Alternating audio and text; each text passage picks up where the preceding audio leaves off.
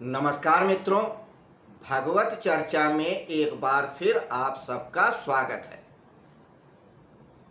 हम लोग भगवत गीता के 18वें अध्याय मोक्ष संन्यास योग पे चर्चा कर रहे हैं।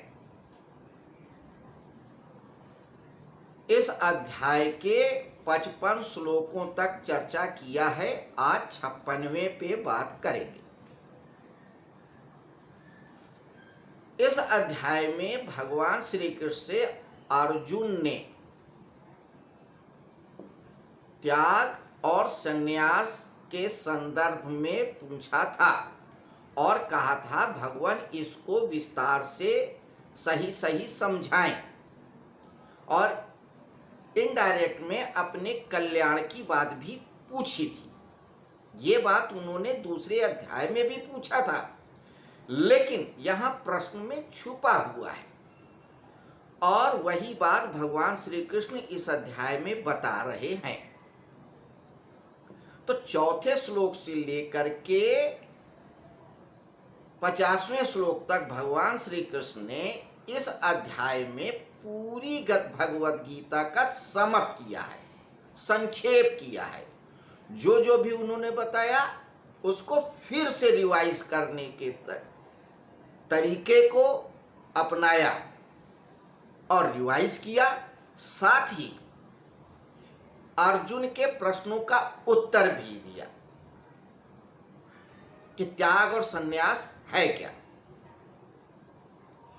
इसके अलावा भगवान श्री कृष्ण ने भगवत गीता में दूसरे अध्याय के 11वें श्लोक से इस 18वें अध्याय तक में शुरू होने तक सांख्य योग, कर्म योग, भक्ति योग, ज्ञान योग को तो बताया ही बताया। इस अध्याय में 18वें में संक्षेप करके सांख्य दर्शन को भी संक्षेप में बताया, भक्ति को भी संक्षेप में बताया, और अब इस श्लोक में पराभक्ति को बता रहे हैं, शरणागति को बता रहे हैं। क्यों? क्योंकि शरणागति यानी बिल्कुल शरण में हो जाना कि अब आपके सिवा कोई रास्ता ही नहीं है। दूसरे अध्याय में भगवान श्री कृष्ण ने 7वें श्लोक में शरणागति को प्राप्त हो गए थे, बिल्कुल शरण में आ गए थे। साधि माम प्रपन्नम, अब मैं आपकी शरण में हूं, अब आप ही मुझे रास्ता दिखाएं। तो जो शरणागति की बात अर्जुन ने कही, जो समर्पण किया, उसी की महिमा को बता रहे हैं भगवान श्री कृष्ण। इसी पे आज हम चर्चा करेंगे। तो आइए अब हम 56वें श्लोक को देखते हैं कि क्या है 56वां श्लोक संस्कृत में, फिर उसका हिंदी में अर्थ समझेंगे, फिर उसका भाव समझेंगे। तो 56वां श्लोक कहता है, सर्वकर्मण्या अपि सदा कुर्वाणो मद व्यपाश्रयः मत प्रसादात् वाप्नोति शाश्वतं पदम अव्ययम्।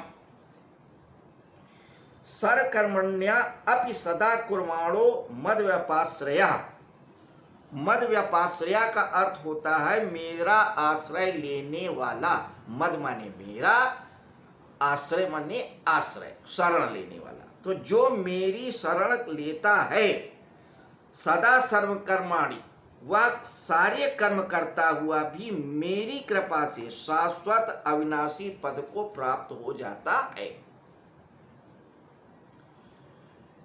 बिल्कुल क्लियर कट बता रहे हैं, कहीं कोई लोचा नहीं, कहीं झोल नहीं, कहीं शब्दों की बाजीगरी नहीं, कहीं विद्वता नहीं। साफ साफ बता रहे हैं भगवान श्री कृष्ण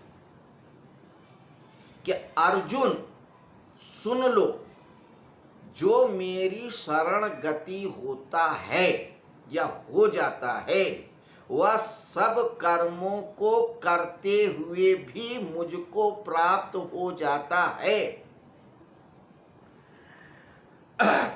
और अविनाशी पद को प्राप्त कर लेता है, क्योंकि भगवान श्री कृष्ण का जो पद है वो अविनाशी पद है, जहां पे कोई चीज नष्ट नहीं होती।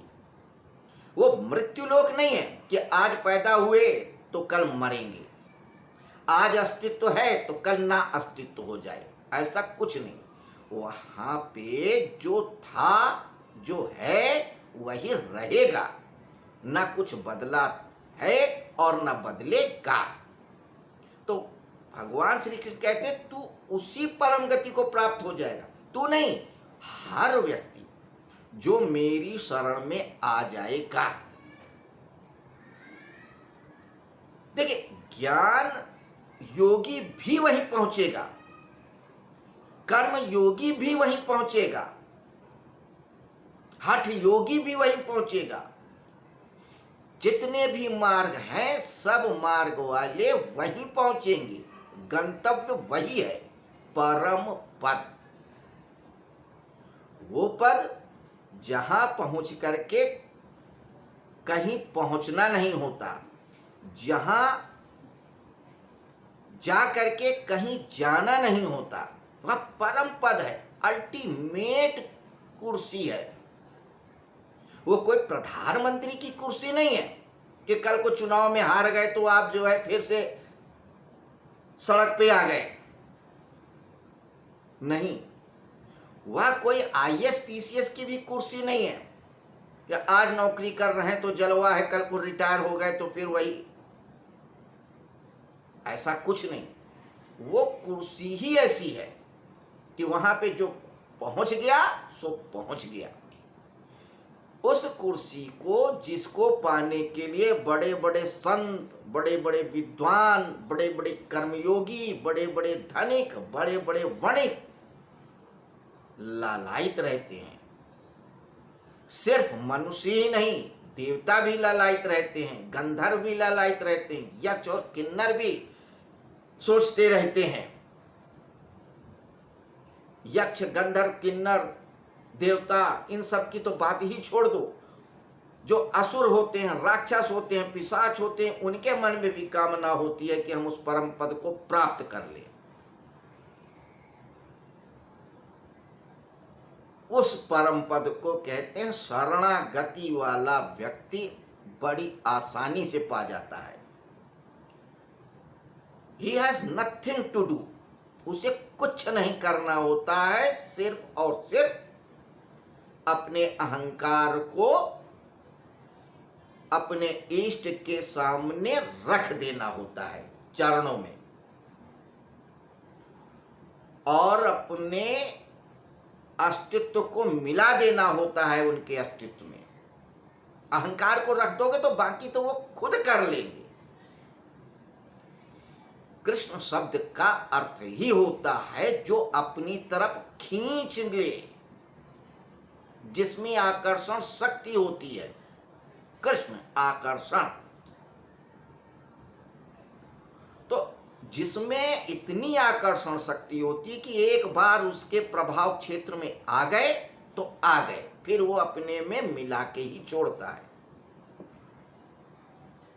तो अर्जुन सबसे सहज, सरल, सुंदर, शाश्वत मार्ग शरणागति का है। सांख्य योग भी अच्छा है, कर्म योग भी अच्छा है, हठ योग भी ठीक है, मार्ग कोई बुरा नहीं है। बात सिर्फ इतनी है कि किसी मार्ग में कंकड़ पत्थर ज्यादा हैं, किसी मार्ग में ऊंचाइयां ज्यादा हैं, किसी मार्ग में गहराइयां ज्यादा हैं। हर मार्ग की अपनी कठिनाइयां हैं, लेकिन शरणागति के मार्ग में कोई कठिनाई नहीं है सिवाय अहंकार के। अहंकार गिर गया, पर्दा गिर गया, आपके सामने परमात्मा ही होगा।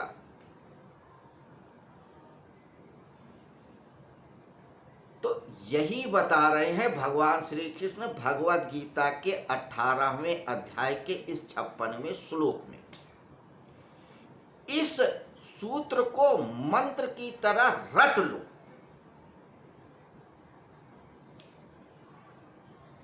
अपने जेब में रख लो छुपा के कि नहीं, बस सब एक ही काम करना है, इस मंत्र से शरणागति हो जाना है। त्वमेव माता च पिता त्वमेव, त्वमेव बंधु च सखा त्वमेव, तुम ही सर्वस्व हो। हे वासुदेव, आप ही सर्वस्व है। वासुदेवा सर्वम, वासुदेवा सर्वम, बस यही मंत्र रटना है। मनसा वाचा कर्मणा, परम पद की यही कुंजी है। तो मित्रों, ये थी 56वें श्लोक पे एक छोटी सी चर्चा 18वें अध्याय की। अब इस अध्याय में क्या क्या है, ये हमने आपको पहले ही बताया कि प्रश्न था पहला भगवान श्री कृष्ण से अर्जुन का कि त्याग और संन्यास में क्या अंतर है। तो भगवान श्री कृष्ण ने कहा कि त्याग और संन्यास में कोई ऐसे अंतर नहीं है, दोनों एक ही है। त्याग समझिए कि वो भौतिक वस्तुओं का, सांसारिक वस्तुओं का। आप घर छोड़ दें, मकान छोड़ दें, दुकान छोड़ दें तो वो त्याग है। लेकिन जब आप घर, दुकान, मकान, सब कुछ, और यहां तक वो छोड़े चाहे ना छोड़े, बल्कि अपने अहंकार को छोड़ दें, तो वो संन्यास हो जाएगा। तो संन्यास का अर्थ ही यही है कि अपने अहंकार को छोड़ना। तो त्याग और संन्यास में अंतर सिर्फ यही है कि त्याग में आप अहंकार नहीं छोड़ते हो और संन्यास में अहंकार छोड़ देते हो। बहुत से सन्यासी सब छोड़ देते हैं लेकिन अहंकार नहीं छोड़ पाते। अहंकार रहता है कि देखो मैंने इतनी दौलत दान कर दिया, ये देखो मैं इतना पुण्य का काम किया, मैंने इतना तप किया, मैं इतना पूजा किया, पाठ किया। वो अहंकार पकड़े रहते हैं। सब कुछ त्याग करके भी अहंकार पकड़े रहते हैं। तो सब कुछ छोड़ने का नाम त्याग है, लेकिन सिर्फ अहंकार को छोड़ देने का नाम संन्यास है। यही अंतर है और कोई अंतर नहीं है। तो पहले प्रश्न का उत्तर तो ये हो गया। इसी उत्तर को और डिस्क्राइब करते हुए उन्होंने बताया कि संसार में यानी अपरासत्ता में कर्म, मन, बुद्धि, चित्त, धृति सब कुछ त्रिगुणात्मक है। सत, रज, तम 3 गुणों में बटा हुआ है। इन 3 गुणों के पार जाओगे तो परम पद पाओगे। फिर जातियों को भी बताया कि ब्राह्मण, क्षत्रिय, वैश्य, शूद्र भी इन 3 गुणों के आधार पे भी बने हैं, और ब्राह्मण, क्षत्रिय, वैश्य, शूद्र के गुणों को भी बताया। बहुत सारी बातें बताई। रिवाइज करने के लिए आप स्वयं पाठ करें, पढ़ें, मनन करें, चिंतन करें, निधि ध्यान करें तो ही हल होगा। लेकिन इतना भी बहुत है कि अगर आप 15 मिनट यह भगवत चर्चा सुन लेते हैं तो मनसा वाचा कर्मणा बहुत होगा, यही पार लगा देगा। लेकिन मन से तो 78 श्लोकों वाले इस मोक्ष संन्यास योग, जो कि 18वां अध्याय है, आखिरी अध्याय भगवत गीता का, चर्चा समाप्त हुई। अब एक बार और बता दें, भगवत गीता में धृतराष्ट्र, संजय, अर्जुन और भगवान श्री कृष्ण के बीच वार्तालाप है। धृतराष्ट्र और अर्जुन के बीच वार्तालाप है। उधर अर्जुन और धृतराष्ट्र और संजय के बीच वार्तालाप है। इधर अर्जुन और भगवान श्री कृष्ण के बीच वार्तालाप है। धृतराष्ट्र अज्ञान के प्रतीक हैं, संजय दृष्टा भाव और विवेक के प्रतीक हैं, अर्जुन हिलते कपते संशय युक्त मनुष्य यानी नर के प्रतीक हैं, भगवान श्री कृष्ण नारायण के प्रतीक हैं, पूर्णता के प्रतीक हैं, पूर्ण ज्ञान के प्रतीक हैं। ये तो सार है।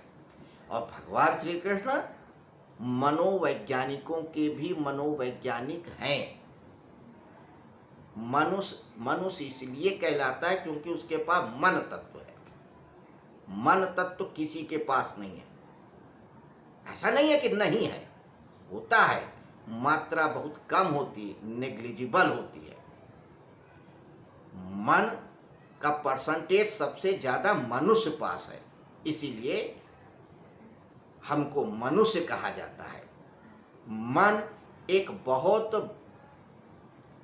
अद्भुत अंग है, जिसे 11वां अंग कह सकते हैं, कर्ण कहते हैं। ये पुल भी है, मनुष्य को जन्म मरण की दुनिया में भी रखता है और जन्म मरण के पार जो है वहां भी ले जाता है। मन पुल है, इस पुल को ही पार करना है। भगवद गीता इस पुल से पार जाने की कीमिया बताती है, क्रिया बताती है। तो भगवत गीता अगर आप पढ़ लेते हैं तो फ्रायड, यूंग, एडलर, तमाम पश्चिमी मनोवैज्ञानिकों को पढ़ने की जरूरत नहीं है। वे सब के सब समाहित है इस भगवत गीता में। पढ़ के तो देखो, समझ के तो देखो, जान के तो देखो। हम जानते ही नहीं कि हमारे पास कितना बड़ा खजाना है, सिर्फ गाल बजाते हैं कि भगवत गीता सबसे महान ग्रंथ है, सबसे अच्छा ग्रंथ है, इसमें वेदों का सार है, उपनिषदों का सार है, ब्ला ब्ला ब्ला। लेकिन इतनी फुर्सत किसी के पास नहीं है कि भगवत गीता पढ़ें, जाने और समझें। तो इस चर्चा का उद्देश्य ही यही है कि अगर आपके पास वक्त नहीं है तो 15 मिनट में इसके बारे में जान लें। बार बार हम यही कह रहे हैं, बाकी आपकी मर्जी। खैर, नमस्कार, शुभ रात्रि। कल फिर मिलेंगे इसी समय, इसी जगह, इसी वक्त भगवत गीता के 57वें श्लोक पे चर्चा करने के लिए। नमस्कार, शुभ रात्रि।